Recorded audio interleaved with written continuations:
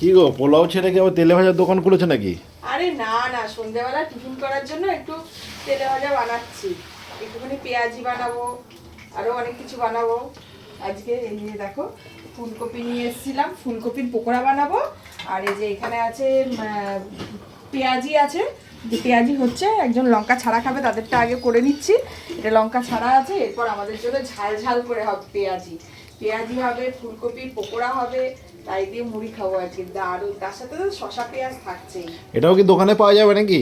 আরে না, সব কিছু কি দোকানে নিয়ে যাওয়া যায়? সব কিছু দোকানে পাওয়া যাবে না, এটা মুনমুন্দির বাড়ি আসতে হবে, তারপরেই পাওয়া যাবে। বাড়িতে আসলে আতিথেয়তার সাথে পাওয়া যাবে। তার এটা কিসের কিসের হচ্ছে, চপ হচ্ছে নাকি গো?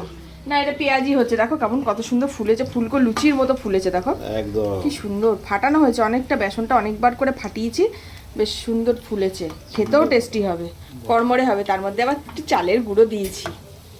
দারুণ। হ্যাঁ, একটু লাল লাল করে ভাজবো। তাহলে আজকে এটা দিয়ে বিকেলে মুড়ি খাওয়া হবে। হ্যাঁ, জমিয়ে মুড়ি পাটি হবে।